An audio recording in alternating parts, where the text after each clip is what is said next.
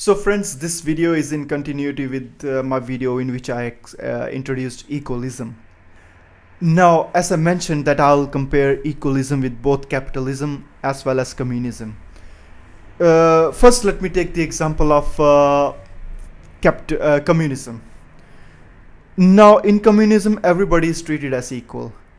The basic drawback of such an approach is population is a mixed bag.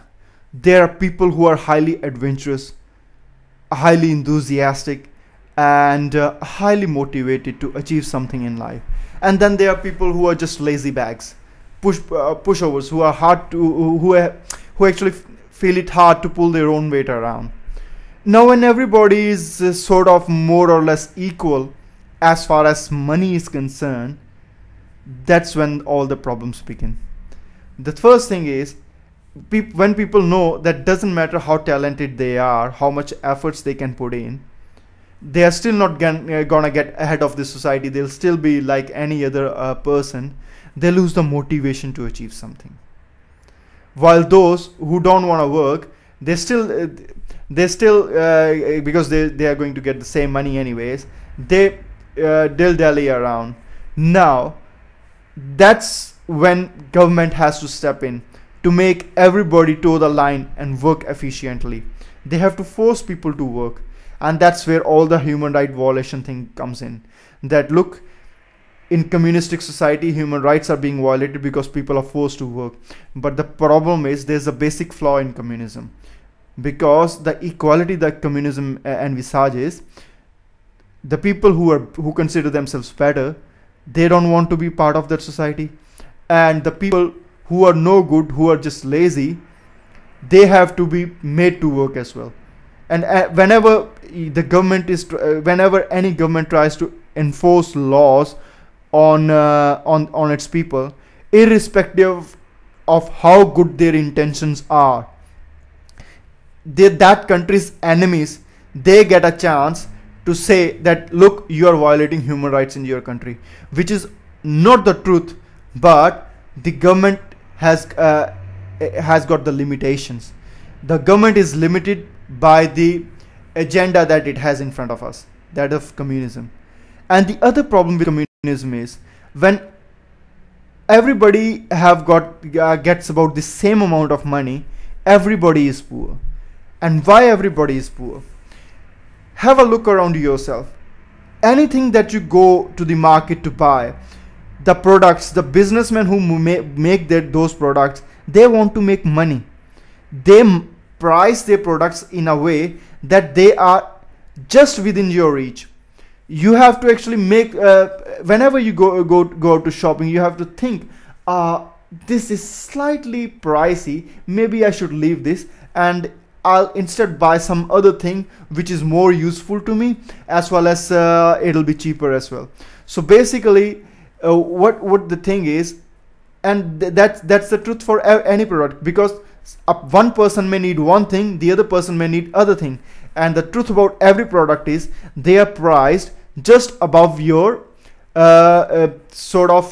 just near your reach. So basically they are just barely within your reach. So your money can only buy you certain amount of things.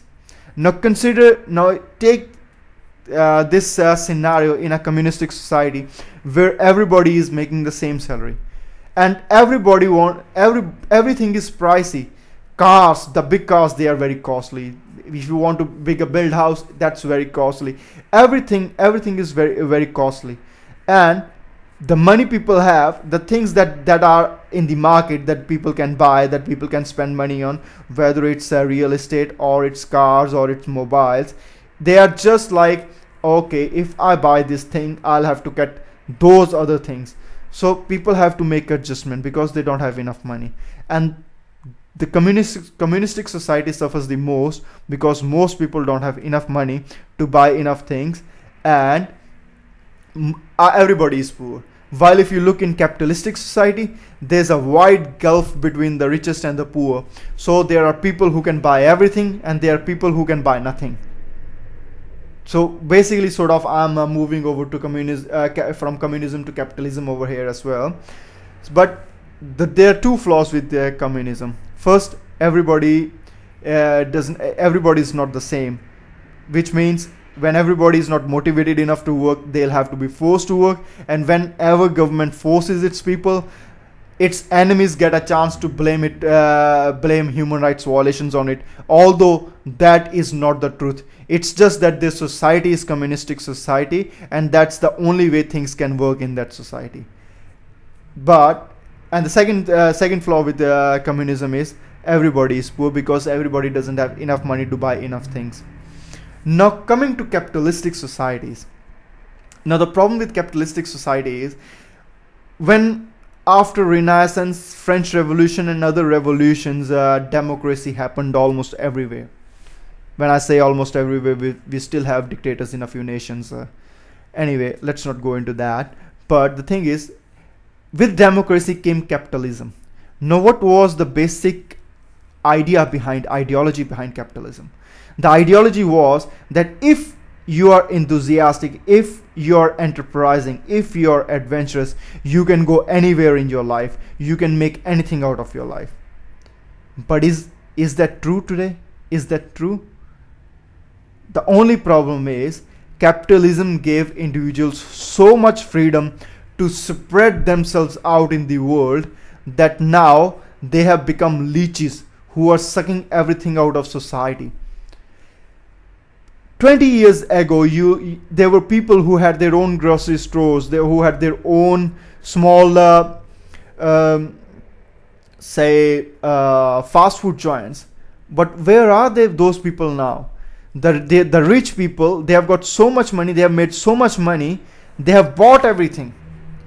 You cannot set up your own business because there are so many big businessmen around that your business will fail and you won't be able to survive. It is the worst part of capitalism. The big businessmen are not businessmen, they are kings. They are the modern kings. Capitalism is the modern form of autocracy.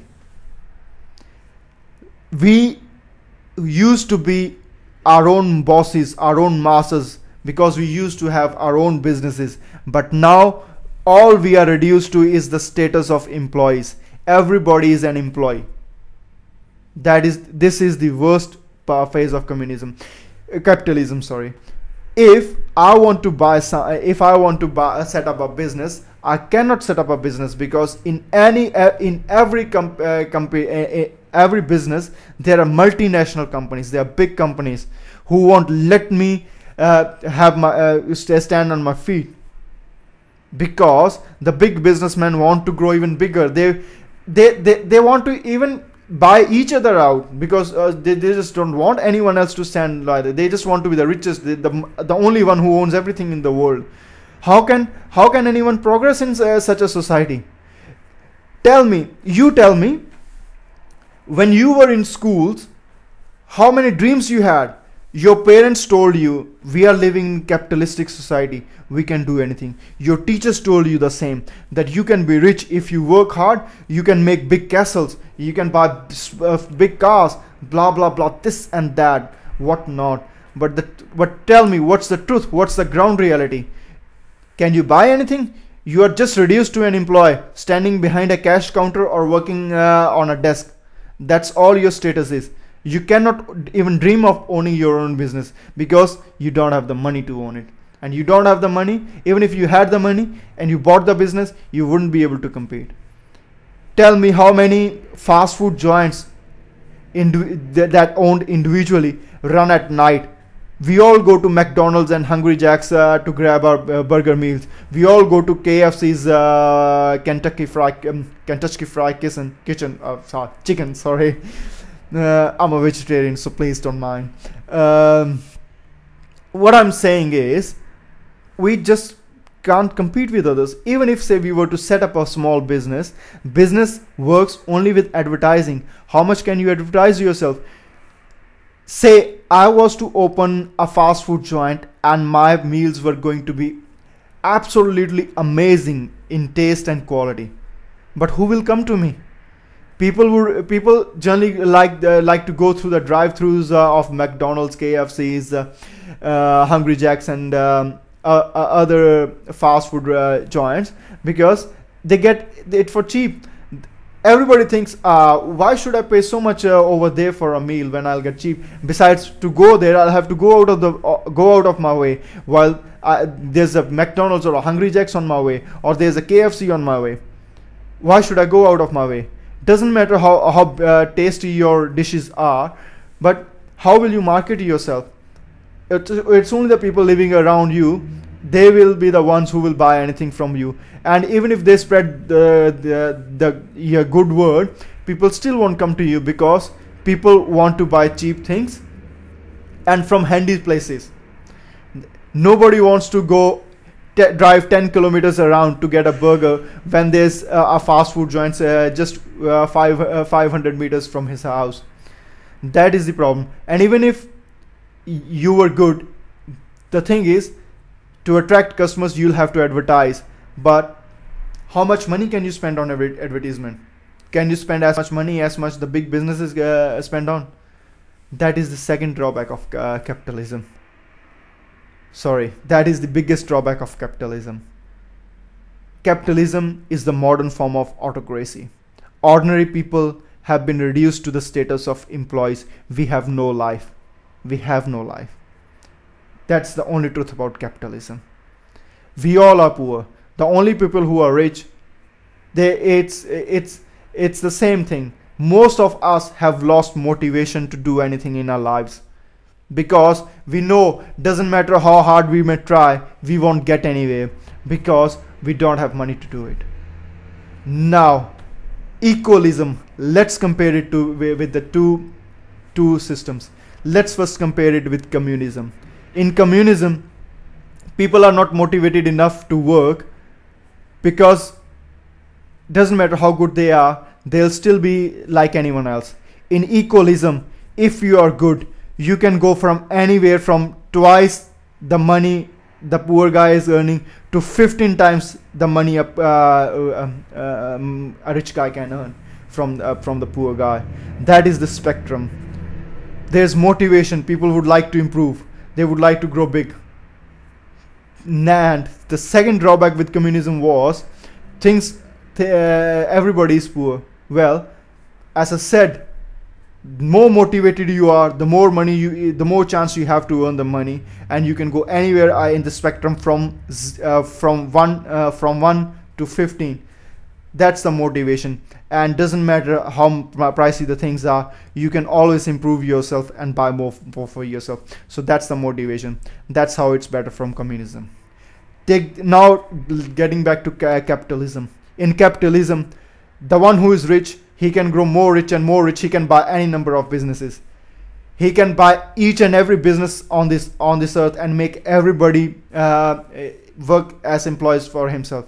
But in equalism, the maximum business one person can buy is one business, and whatever he can generate out of that business, it's up to his motivation, and that's all he can get. And depending upon his business, the cap will be anything between 10 times to 15 times the money the poorest guy will be getting from the government.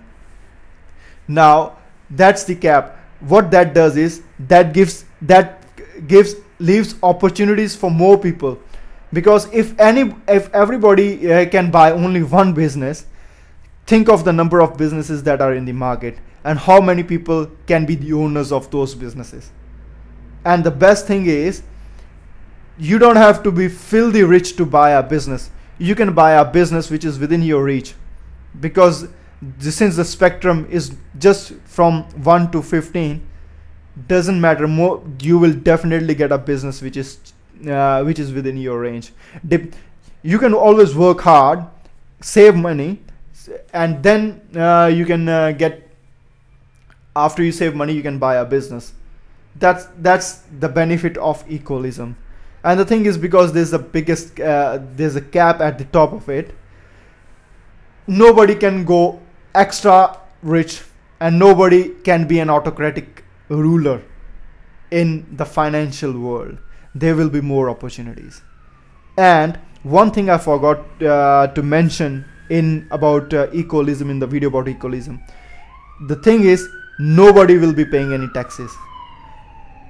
Now what I mean is, government generates money by taxing products that we buy. There's a sales tax included in everything, so it doesn't matter how much salary we get, we still have to use that money to buy something, and when we buy that something, there's the government earns a tax. So even if the government doesn't tax us directly, it will get the money indirectly from us.